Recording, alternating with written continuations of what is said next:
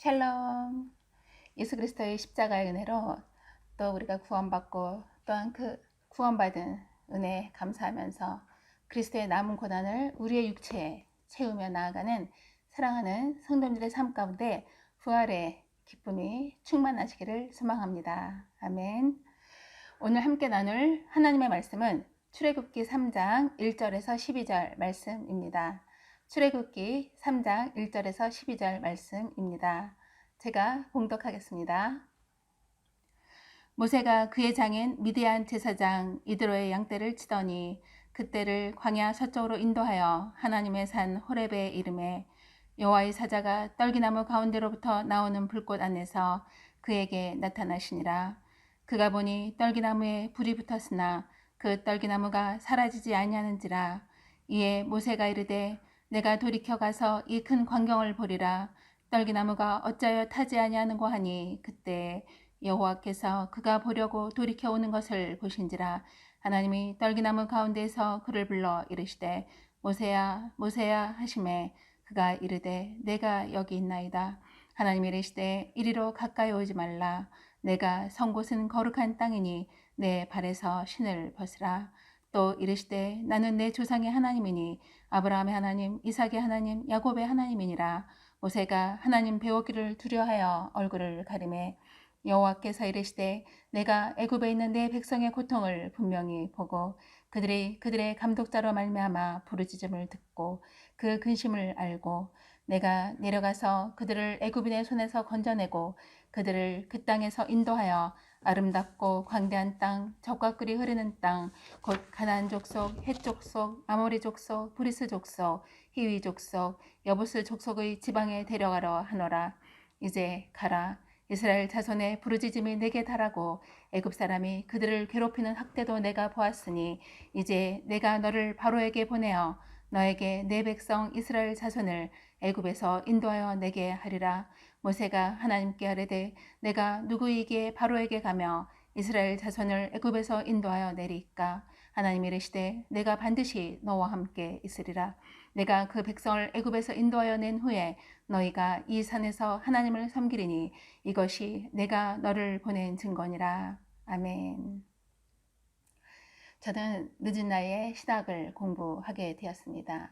공부를 하면서도 내가 왜 이 길을 가야 하나에 대해서 늘 궁금했습니다. 나이를 생각하고 환경을 생각하고 저의 연약함을 생각하면 도저히 갈 수 없는 신학의 길이었습니다. 그러나 하나님께서는 저항할 수 없는 그 은혜로 저를 순간순간 이끌어 주셨습니다. 공부할 수 있는 지혜를 주셨고 믿음을 더해 주셨고 돕는 자를 보내주셨습니다. 더 중요한 것은 제 마음의 평안과 기쁨을 충만히 주셨다는 사실입니다. 저는 주님의 은혜로 신학을 잘 마치게 되었습니다. 그리고 부족하지만 하나님의 일을 할 수 있는 은혜를 받았습니다. 그러하기에 나이나 된 것은 내가 아니요 하나님의 은혜입니다 라고 고백하는 저희 삶이 된 것입니다. 저는 오늘 본문에 나오는 모세의 마음을 조금은 알 듯 합니다. 모세는 40세 애굽의 왕궁에서 나와서 광야에서 40년간 또한 나그네로 살았습니다. 미디안 광야로 왔을 때 그는 오갈 데 없는 나그네에 불과했습니다. 그러나 하나님께서는 80세 된 모세 앞에 나타나 주셨습니다. 4절 5절 말씀 읽겠습니다. 여호와께서 그가 보려고 돌이켜 오는 것을 보신지라. 하나님이 떨기나무 가운데서 그를 불러 이르시되 모세야 모세야 하시매 그가 이르되 내가 여기 있나이다. 하나님이 이르시되 이리로 가까이 오지 말라. 내가 선 곳은 거룩한 땅이니 내 발에서 신을 벗으라. 아멘. 고대 근동지방에서 손님이 오면 주인은 손님에게 신을 벗고 들어오라 라고 합니다.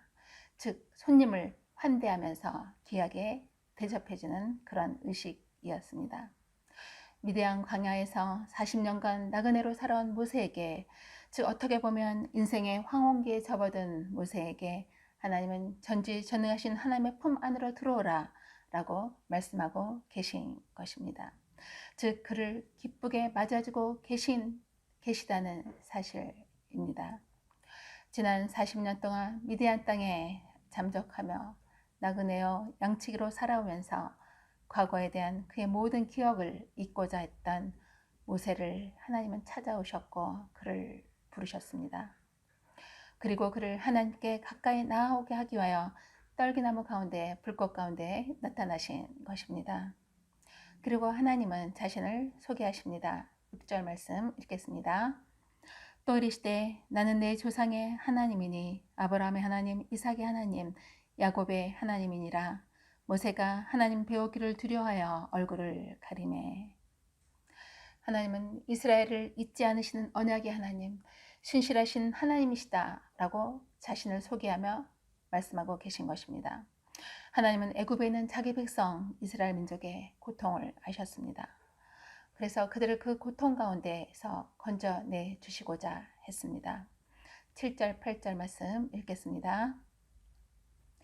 여호와께서 이르시되 내가 애굽에 있는 내 백성의 고통을 분명히 보고 그들이 그들의 감독자로 말미암아 부르짖음을 듣고 그 근심을 알고 내가 내려가서 그들을 애굽인의 손에서 건져내고 그들을 그 땅에서 인도하여 아름답고 광대한 땅, 젖과 꿀이 흐르는 땅, 곧 가나안 족속, 헷 족속, 아모리 족속, 브리스 족속, 히위 족속, 여부스 족속의 지방에 데려가로 하노라. 아멘.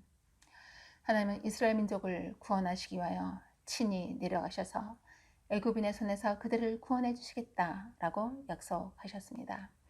그런데 하나님께서는 모세에게 이제 너가 그곳으로 가라라고 말씀하십니다. 9절 10절 말씀 읽겠습니다.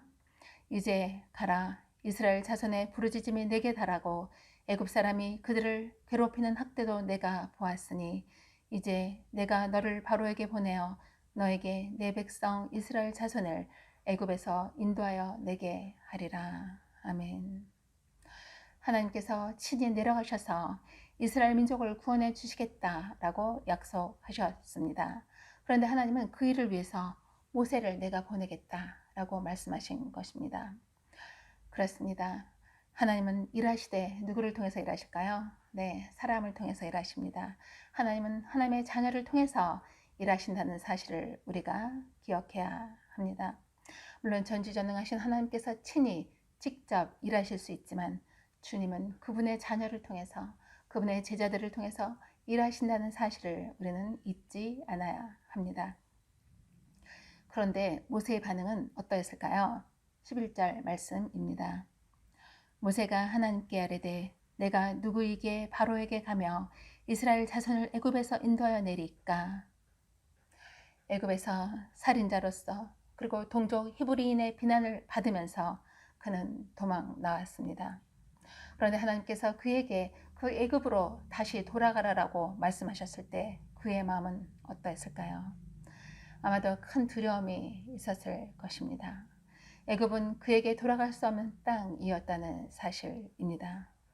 그러나 하나님께서는 모세에게 가라라고 명령하십니다. 그러면서 이렇게 약속하십니다. 12절 말씀입니다. 하나님이 이르시되 내가 반드시 너와 함께 있으리라. 내가 그 백성을 애굽에서 인도하여 낸 후에 너희가 이 산에서 하나님을 섬기리니 이것이 내가 너를 보낸 증거니라. 아멘. 하나님은 뭐라고 약속하셨습니까? 모세에게 반드시 내가 너와 함께 하겠다라고 약속하신 것입니다. 이것이 바로 사역의 기초이자 핵심입니다. 하나님은 사명만 주시지 않고 그것을 이룰 수 있도록 함께 해 주신다고 약속하셨습니다. 하나님의 함께 하심, 그 임마누엘의 축복이 바로 우리에게는 능력이라는 사실입니다. 테렌스 프레다임은 이렇게 말합니다. 하나님과의 만남은 우리 삶의 새로운 방향성과 통찰, 창조적 사역을 위한 재능을 제공한다. 사랑하는 성도들과 저의 삶에 하나님과의 친밀한 교제를 통해서 날마다 순간마다 우리의 삶에 새로운 방향성과 통찰 그리고 창조적인 사역을 위한 재능을 공급받는 축복이 임하기를 소망합니다. 아멘. 하나님은 지금도 살아계셔서 저희와 함께 하시면서 저와 사랑하는 성도들을 부르십니다. 가라 은선아, 가라 누구누구야 라고 주님은 지금도 말씀하고 계십니다. 사랑하는 한 영혼 한 영혼을 살리시고자 하나님은 지금도 저희들을 부르십니다. 그리고 저희들을 보내십니다. 그런데 저희가 반드시 기억할 것은 우리 혼자 보내시는 것이 아니라 하나님께서 함께 하셔서 동행하신다는 사실입니다. 그러하기에 우리는 그 사명을 잘 감당할 수 있다는 것입니다. 이 시대에 우리 교회를 통해서 또한 저와 사랑하는 성도님들을 통해서 하나님의 거룩한 뜻이 이루어지는 축복이 있기를 소망합니다. 아멘. 오늘 저희들이 함께 기도할 기도 제목은 첫째, 하나님의 함께 하심으로 맡겨주신 사명을 충성되이 감당하기를. 둘째, 성전 건축을 통해서 성도와 이웃에게 사랑과 기쁨이 가득하기를. 셋째, 여호와 라파의 은혜로 치유받고 강건함을 받는 환우분들 되기를 위해서 함께 기도하는 오늘 하루가 되기를 소망합니다. 아멘. 기도하시겠습니다. 할렐루야. 지금도 살아계셔서 저희와 함께 하시는 주님을 찬양합니다. 허물과 죄로 인하여 죽을 수밖에 없는 저희들을 부르시고 하나님의 자녀로 삼아주시니 감사합니다. 하나님의 임재 안에서 날마다 순간마다 저희들의 삶에 새로운 방향성과 통찰, 또한 창조적인 사역을 위한 재능을 공급해 주시니 감사합니다. 그 은혜 안에서 맡겨주신 사명을 충성되이 감당하게 하여 주시옵소서. 그리하여 이 땅에 하나님의 공의와 정의가 강물같이 흐르는 축복이 있게 하여 주시옵소서. 예수 그리스도의 이름으로 감사하며 기도드려옵나이다.